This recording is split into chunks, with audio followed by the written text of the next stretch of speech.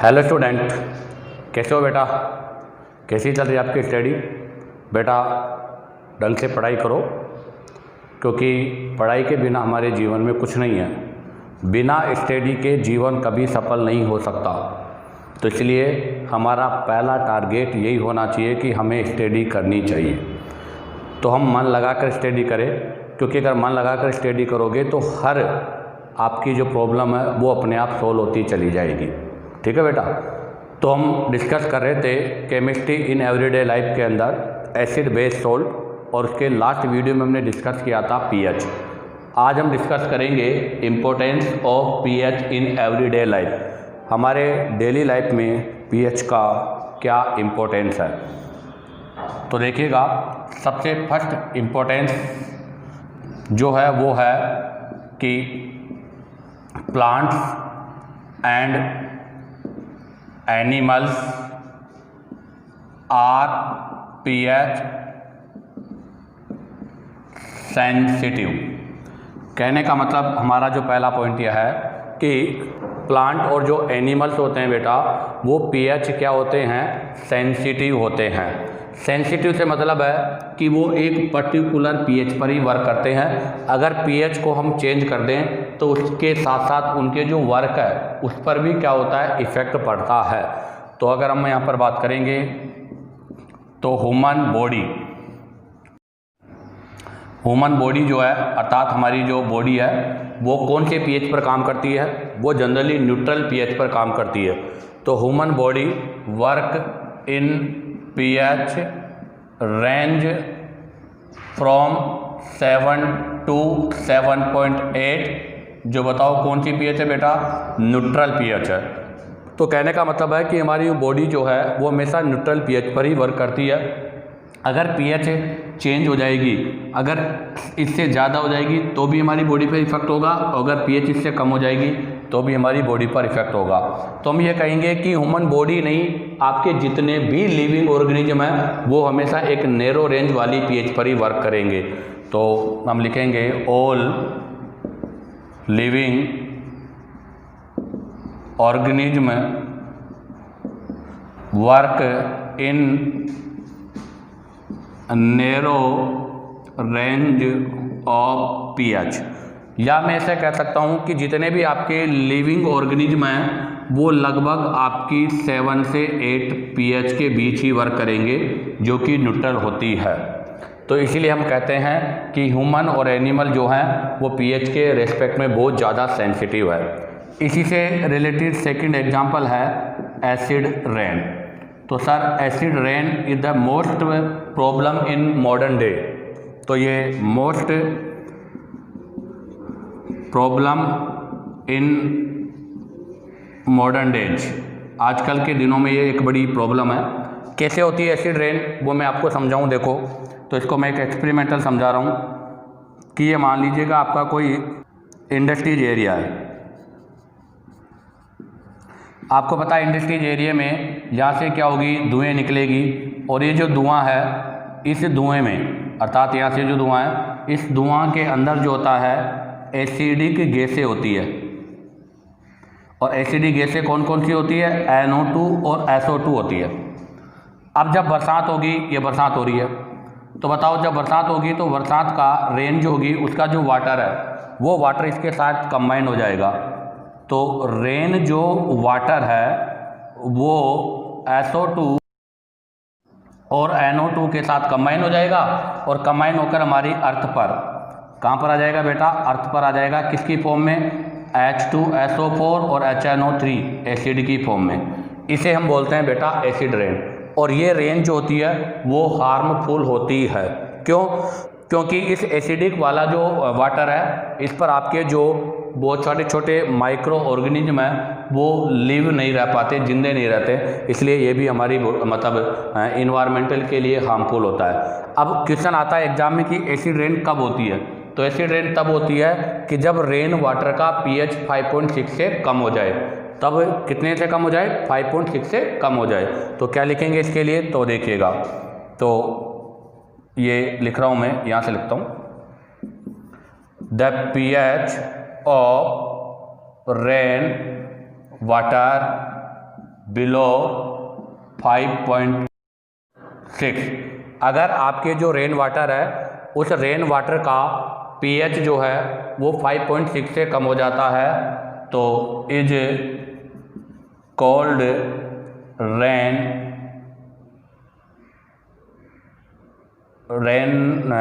Acid rain, called acid rain, इसको हम acid rain बोलते हैं। तो सबसे पहला क्वेश्चन यही है, आपसे एग्जामिनर यही क्वेश्चन पूछेगा कि बताओ एसिड रेन का pH कितना होता है।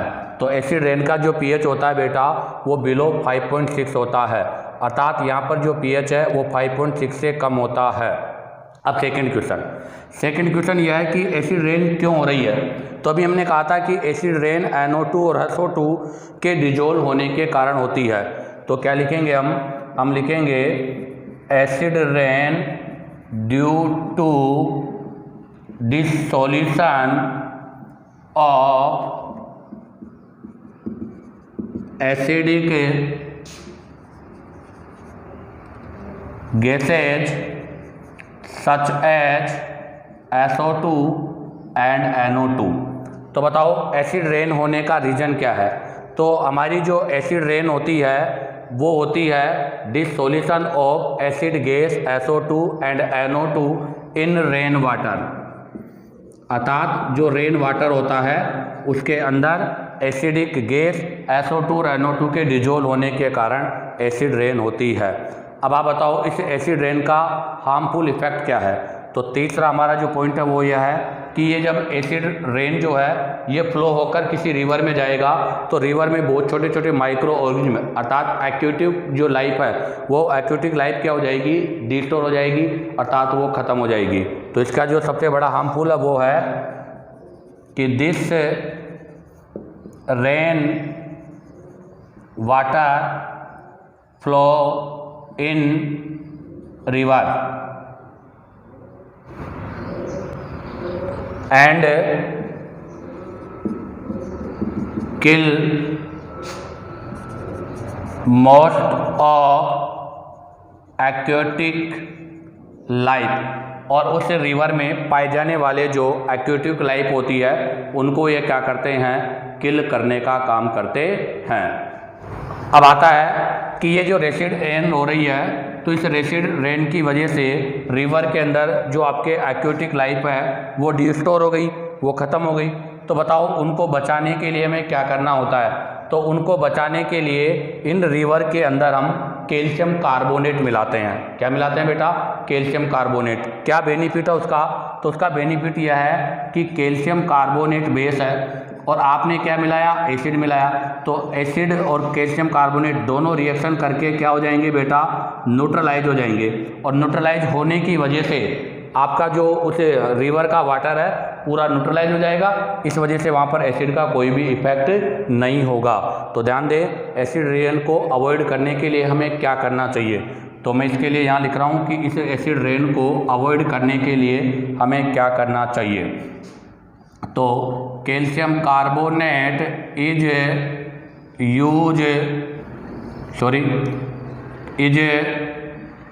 यूजुअली एडेड टू रिवर और लेक्स टू न्यूट्रलाइज एसिड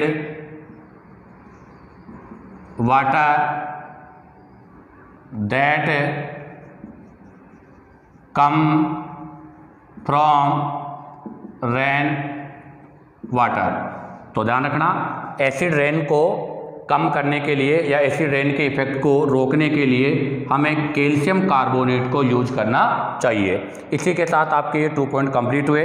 अब आप यहाँ से इसका स्क्रीनशॉट लीजिएगा। अब हम पॉइंट नंबर 3 के बारे में डिस्कस करेंगे। तो देखिएगा बेटा, अब हम डिस्कस करेंगे point number 3 pH of soil के बारे में। देखो pH ऑफ सॉइल की अगर हम बात करें तो हमें पता है कि हमारी जो सॉइल है उसका pH भी मेंटेन होना कंपलसरी है।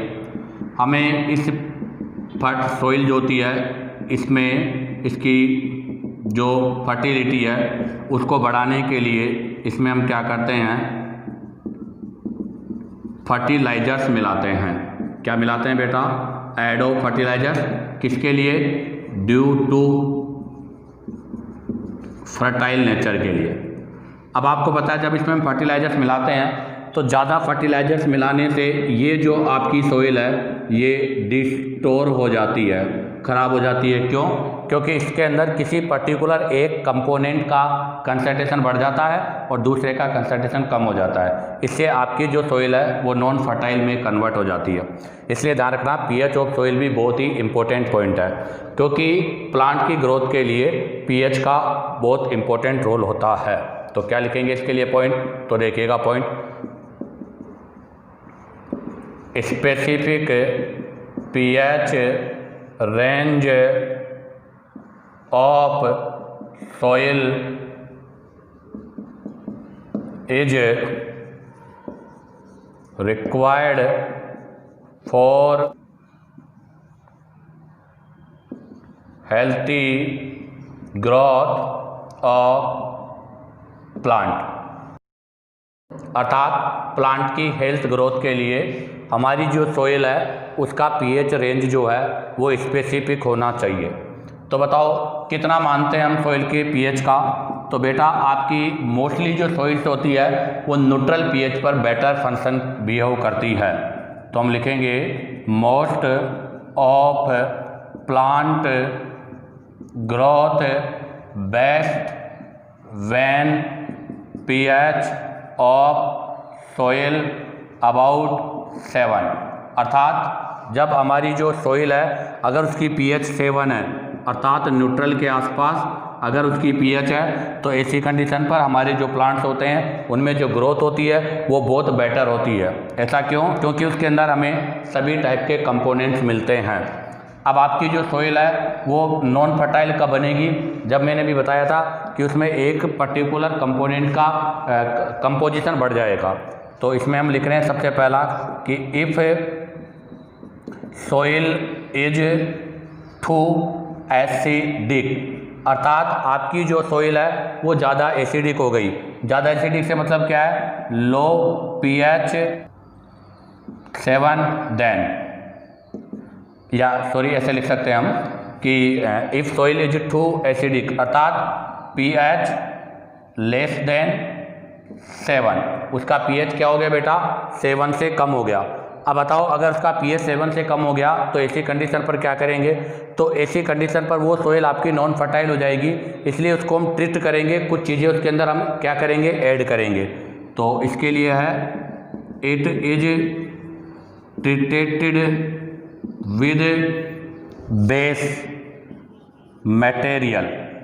ऐसी कंडीशन पर इसे हम कुछ बेस मटेरियल से ट्रीट करते हैं। कौन कौन से होते हैं base material, such as calcium oxide, जिसको हम क्या बोलेंगे बेटा, इसको हम बोलते हैं क्विक लाइम। और इसके अलावा है कैल्शियम हाइड्रोक्साइड, इसको क्या बोलेंगे बेटा, इसको बोलेंगे स्लैक्ड लाइम। और इसी में एक और आता है बेटा कैल्शियम कार्बोनेट, जिसको हम क्या बोलते हैं, चाक। तो ये सब पदार्थ को मिलाने से या इन सब को हम जब मिलाएंगे तो आपको पता है ये सब क्या है, बेस है। तो इन सबको मिलाने से क्या होगा, एसिड प्लस बेस दोनों रिएक्शन हो जाएगा और किसका फॉर्मेशन हो जाएगा बेटा, न्यूट्रलाइजेशन का फॉर्मेशन या न्यूट्रलाइज हो जाएगा। इससे आपकी जो सोइल है वापस वो न्यूट्रल हो जाएगी। ऐसा ही एक पॉइंट हो रहा है कि if soil is too basic, अब की बार वो बेसिक हो गई, अर्थात पीएच क्या हो गया बेटा, मोर देन 7 हो गया। बताओ अगर पीएच मोर देन 7 हो गया तो फिर क्या करेंगे, तो ऐसी कंडीशन पर it adding decaying organic matter. ऐसी कंडीशन पर बेटा हम इस ऑर्गेनिक मैटर, कौन से, डिकेइंग ऑर्गेनिक मैटर, जिसको अपन खाद बोलते हैं, जो जानते हैं ना अपने गोबर की जो खाद होती है या जो कंपोस्ट खाद है उसको मिलाते हैं। ऑर्गेनिक मैटर कौन कौन से हैं, such as manure and compost. तो ऐसी कंडीशन पर उसमें मैन्योर और कंपोस्ट मिलाते हैं, जिससे उसका बेसिक स्ट्रेंथ क्या हो जाती है, कम हो जाती है और आपकी सोइल फर्टिलाइज हो जाती है। इसी के साथ आपका ये पॉइंट नंबर 3 कंप्लीट होता है। आप यहाँ से इसका स्क्रीनशॉट लीजिएगा। अब हम पॉइंट नंबर 4 के बारे में डिस्कस करेंगे। तो देखिएगा बेटा, अब हम डिस्कस करेंगे point number 4, pH in our digestive system. Digestive system के अंदर पीएच का रोल तो हमने इससे पहले भी लास्ट वीडियो में डिस्कस किया था। ये हमारा स्टोमक है और इस स्टोमक की जो ये वाल है, इस वाल के वाया यहाँ से हाइड्रोक्लोरिक एसिड सिक्रेट होता है और बेटा इस हाइड्रोक्लोरिक एसिड के सिक्रेट होने से यहाँ पर बनता है गैस्ट्रिक जूस। और आपको पता है ये गैस्ट्रिक जूस जो होता है help in digestion of our food, जो कि हमारा जो भोजन है उसके डाइजेशन में हेल्प करता है। तो ध्यान रखना, हाइड्रोक्लोरिक एसिड गैस्ट्रिक जूस का मेन कंपोनेंट है और वो हमारे जो डाइजेशन है भोजन के, फूड के, उसके अंदर बहुत इंपॉर्टेंट रोल करता है। अब इसी के बारे में हम डिस्कस करेंगे। इसका मतलब ये हो गया कि अगर यहाँ पर हाइड्रोक्लोरिक एसिड है तो इसका जो पीएच है वो क्या हो गया, लेस देन 7 हो गया। बट फिर भी ये हमारी जो स्टोमक है उसको हार्म नहीं पहुँचाता। बट अगर इसका सिक्रेशन एक्स्ट्रा हो जाएगा, ज़्यादा हो जाएगा, तो ऐसी कंडीशन पर ये क्या करेगा, हमारे जो स्टोमक है उसमें पेन, बर्न, इरिटेशंस पैदा करेगा, प्रोड्यूस करेगा। इसको ही हम क्या बोलते हैं, एसिडिटी बोलते हैं। तो बताओ एसिडिटी कब होती है, अगर हम ज़्यादा खा जाते हैं और ईटिंग करते हैं तो इसी कंडीशन पर एसिडिटी होती है, क्योंकि ज़्यादा खाने से हाइड्रोक्लोरिक एसिड का सिक्रेशन ज़्यादा होता है और इसके सिक्रेशन ज़्यादा होने से ही हमें पेन या बर्न होना स्टार्ट होता है। तो बताओ इसको रोकने के लिए क्या करना चाहिए। तो सिंपल सी भाषा में आपको पता है हाइड्रोक्लोरिक एसिड है तो इसको रोकने के लिए क्या चाहिए, बेस चाहिए। और बेस के लिए हम जहाँ पर जो जनरली यूज करते हैं उनको क्या बोलते हैं बेटा, एंटासिड बोलते हैं। क्या बोलते हैं, एंटासिड। तो इसके रिलीफ के लिए हम एंटासिड को यूज करते हैं। तो अब हम इसको पॉइंट के रूप में राइट डाउन करते हैं, तो सुन लीजिएगा। Our stomach produce hydrochloric acid to digest our food. हमारे भोजन को डाइजेस्ट करने के लिए हमारे स्टोमक में कौन सिक्रेट हो रहा है, हाइड्रोक्लोरिक एसिड सिक्रेट हो रहा है। और वो भी किसके साथ, without any harming action in stomach. तो आपके जो इस स्टोमक है इसमें हाइड्रोक्लोरिक एसिड का सिक्रेशन होगा, वो इसको बिना किसी रिलीफ के, बिना कुछ चीज उसके क्या करेगा, हमें रिलीफ प्रोड्यूस करेगा। अब आता है नंबर 2। आपको पता है कि अभी तो कोई दिक्कत नहीं है, बट अगर हम एक्स्ट्रा आवर कास्ट ईटिंग करते हैं तो इसका सिक्रेशन बढ़ेगा। तो अब लिखेंगे क्या, excess of hydrochloric acid produce in stomach due to our eating. ज़्यादा खाने की वजह से स्टोमक में हाइड्रोक्लोरिक एसिड का जो सिक्रेशन है वो बढ़ जाता है। इसके कारण क्या होगा, which causes irritation, pain and burn in stomach. इस वजह से हमारे स्टोमक में पेन, इरिटेशन और बर्न प्रोड्यूस हो जाता है या ये चालू हो जाते हैं। और इसी स्टेज को क्या बोलते हैं, एसिडिटी बोलते हैं बेटा। This stage is known as acidity. और इसी स्टेज को हम क्या बोलते हैं बेटा, एसिडिटी बोलते हैं। अब क्या करना चाहिए, तो इसको रिलीव करने के लिए हम किसको यूज करेंगे, एंटासिड्स को। तो आगे लिखेंगे to get relief from pain we take antacid. किसको यूज करेंगे बेटा? एंटासिड्स को यूज करेंगे। और एंटासिड्स में जो ज़्यादा यूज होता है, एंटासिड्स में आपका जो सबसे ज़्यादा यूज होने वाला जो इंग्रेडिएंट्स है वो है मिल्क ऑफ मैग्नीशिया। तो नेक्स्ट पॉइंट है हमारा कि milk of magnesia is main ingredient in antacid. अर्थात एंटासिड का जो मेन इंग्रेडिएंट्स होता है वो क्या होता है बेटा? मिल्क ऑफ मैग्नीशिया होता है, जिसकी सबसे ज़्यादा रिकमेंडेड है। Is more recommended to neutralise the acidity. तो अब हम बात करेंगे यहाँ से कि एंटासिड्स के रूप में हम किसको यूज करते हैं। तो हम जनरली जो एंटासिड है उस एंटासिड के रूप में एक तो यूज करते हैं मिल्क ऑफ मैग्नीशिया MgOH2, और एक यूज करते हैं बेटा बेकिंग सोडा सोडियम बाइकार्बोनेट। इसी के साथ आपका ये पॉइंट नंबर 4 कंप्लीट होता है। आप यहाँ से इसका स्क्रीनशॉट लीजिएगा। अब हम पॉइंट नंबर 5 के बारे में डिस्कस करेंगे। तो देखिएगा बेटा, अब हम डिस्कस करेंगे पॉइंट नंबर 5। पॉइंट नंबर 5 जो है हमारा टूथ डीके से रिलेशन है। तो पहले तो हम लिख रहे हैं pH change as causes of tooth decay, ये पॉइंट है। अर्थात pH में चेंज होने की वजह से, अर्थात जो pH है वो चेंज हो जाने से हमारा जो टूथ है, हमारे जो दांत है, उनका डीके भी स्टार्ट हो जाता है। तो ध्यान दें, हमारा जो मुंह है, इसके अंदर जो हमारी टंग है, इस टंग से सलाइवा का सिक्रेशन होता है, और सलाइवा जो होता है वो बेसिक pH वाला होता है। तो हमारे मुंह का जो pH है वो बेसिक है, बट हमारे इस मुंह में बहुत सारे बैक्टीरिया होते हैं, और जब हम जो खाना खाते हैं,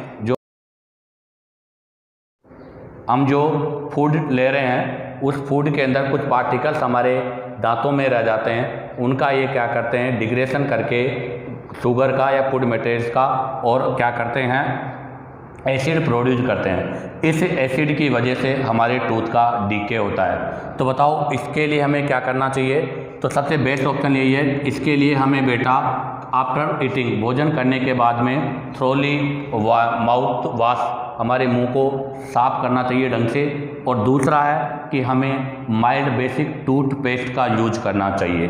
तो इसके बारे में मैं लिख रहा हूँ, तो देखिएगा क्या पॉइंट है। तो सबसे पहले अगर हम बात करें तो हमारे मुंह के pH के बारे में, तो the pH of our mouth is normally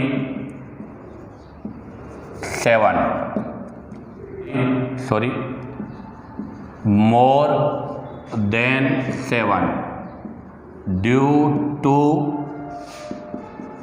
presence of saliva in our mouth, which is basic in nature। तो हमारा पहला पॉइंट था, जो भी मैंने कहा था कि हमारे जो माउथ है उसका जो pH है वो मोर देन 7 होता है। किसकी प्रेजेंस की वजह से होता है बेटा? वो सलाइवा की प्रेजेंस की वजह से होता है, क्योंकि सलाइवा जो है वो बेसिक इन नेचर है। अब आता है नंबर 2। अभी हमारे मुंह का pH बेसिक है, बट ये pH 5.5 से भी क्या हो जाएगा, कम हो जाएगा। कब? जब यहाँ पर बैक्टीरिया हमारे फूड का डिकम्पोज करेंगे। तो इसमें सेकंड है, इन आवर माउथ, हमारे मुंह के अंदर bacteria present which produce acid by degradation of sugar and food particles. तो हमारे जो फूड पार्टिकल्स और जो शुगर है उनके डिग्रेडेशन से बैक्टीरिया एसिड प्रोड्यूस करते हैं। अब बताओ, अगर एसिड प्रोड्यूस होगा तो क्या हो जाएगा बताओ? तो हमारे मुंह का पीएच कम हो जाएगा। तो due to acid formation, acid के फॉर्मेशन के कारण pH of our mouth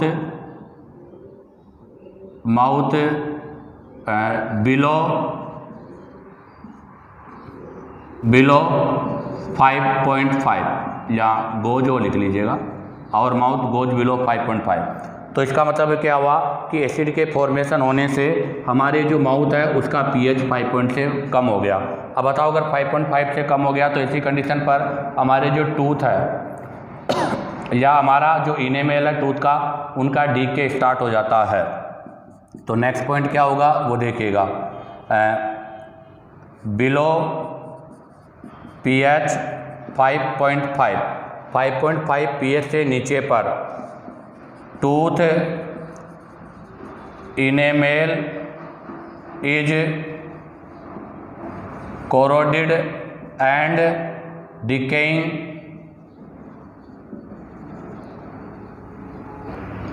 of tooth. तो क्या लिखा मैंने कि जो आपकी 5.5 से जो लो पीएच होती है, इस पीएच पर हमारा जो टूथ इनेमेल है वो कोरोड हो जाता है और दांतों का जो डिकेइंग है, नष्ट होना, वो स्टार्ट हो जाता है। अब आपको पता है कि टूथ इनेमेल क्या होता है, तो इसके बारे में मैं बता दूं। It is made up calcium phosphate. बेटा ये कैल्शियम फास्फेट का बना होता है, जिसका फॉर्मूला होता है CA3PO4 2, और ये हमारी बॉडी का सबसे हार्ड मटेरियल है, which is hardest substance of our body. जो हमारी बॉडी का सबसे हार्ड है उसका भी डीके स्टार्ट हो जाता है। अब इससे क्या होगा, तो इसके लिए हमें क्या करना चाहिए? तो इसके लिए बेस्ट ऑप्शन यही है कि हमारे मुंह में एसिडिक पीएच हो गई तो उसको न्यूट्रलाइज करने के लिए हमें बेसिक पीएच की ज़रूरत है। तो बताओ, बेसिक पीएच के लिए हम क्या करेंगे, किसको रिकमेंडेड करेंगे? वही आपका क्या नाम है, बेसिक सॉल्यूशंस को हम यूज़ करेंगे। तो इसके लिए हम लिखेंगे, दो ऑप्शन है इसके सबसे। तो पहला तो है कि the best way to prevent tooth decay, clean mouth thoroughly after eating, अर्थात खाना खाने के बाद में हमें हमारा जो मुंह है उसको प्रॉपरली क्या करना चाहिए, क्लीन करना चाहिए। और अगर ऐसा भी नहीं कर सके तो हमें माइल्ड बेसिक टूथपेस्ट को यूज करना चाहिए। तो सेकंड हो गया, it is recommended to mild basic toothpaste, या फिर हमें माइल्ड बेसिक जो टूथपेस्ट है उसको यूज करना चाहिए। इसी के साथ आपका ये पॉइंट नंबर 5 कंप्लीट होता है। आप यहाँ से इसका स्क्रीनशॉट लीजिएगा। अब हम पॉइंट नंबर 6 के बारे में डिस्कस करेंगे। ठीक है बेटा, अब हम डिस्कस करेंगे point number 6, self defence by animal and plants through chemical warfare. कहने का मतलब है कि कुछ एनिमल और कुछ प्लांट्स ऐसे होते हैं जिनसे हार्मफुल केमिकल का सिक्रेशन होता है, और इन केमिकल की वजह से हमारे को बर्न, पेन और इरिटेशंस होता है। तो इसके लिए हम लिखेंगे सबसे पहले कि द स्टिंक, तो the stings of honey the honey bee and ants. The sting of honey bee and ant contain HCOOH, जिसको क्या बोलते हैं, मेथेनोइक एसिड। तो कहने का मतलब यह है कि हनी बी और जो एंट्स है, चींटी और जो आपकी मधुमक्खी है, उनकी जो स्टिंग्स है, डंक है, उनके अंदर फॉर्मिक एसिड होता है और इस फॉर्मिक एसिड की वजह से हमें पेन और बर्न जो होता है वो फील होता है। तो which cause pain burn and irritation occur in our body. तो हमारी बॉडी के अंदर इनकी वजह से ये होता है। अब हम इसमें सबसे पहले स्टडी करेंगे हनी बी के बारे में। तो bee sting causes pain burn and irritation because of methanoic acid. तो अभी हमने कहा था कि आपकी जो बी है, मधुमक्खी, उसका जो डंक है उसमें मेथेनोइक एसिड होता है, उसकी वजह से हमें पेन बर्न और इरिटेशन होता है। तो इनके लिए हमें क्या करना चाहिए, तो बताओ क्या करें। तो इनको एसिड है तो उनको न्यूट्रलाइज करने के लिए हम बेस को यूज करेंगे। तो बाय एडिंग बेकिंग सोडा, किसको बोलते हैं baking soda, sodium by carbonate को, जो कि क्या है, माइल्ड बेसिक इन नेचर होता है। तो by adding baking soda on sting area which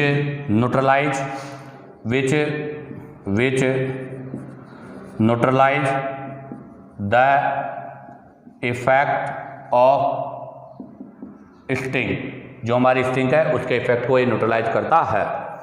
ऐसा ही एक और आता है आपका नेटल प्लांट है। इस प्लांट में क्या होते हैं, इसके जो हेयर होते हैं उनमें भी मेथेनोइक एसिड होता है और वो भी हमें पेन और बर्न प्रोड्यूस करता है।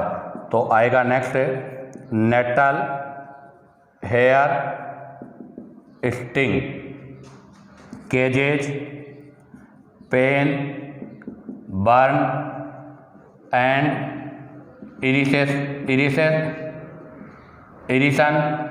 बिकॉज ऑफ वही वापस methanoic acid.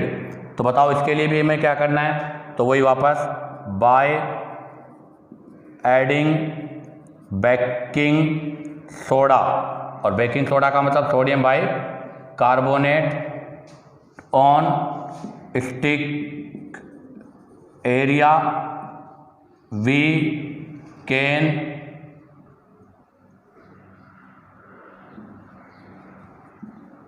Neutralise effect of sting, जो आपकी स्टिंग है उसके इफेक्ट को न्यूट्रलाइज करता है। इसी के साथ आपका ये पॉइंट नंबर 6 भी कंप्लीट होता है।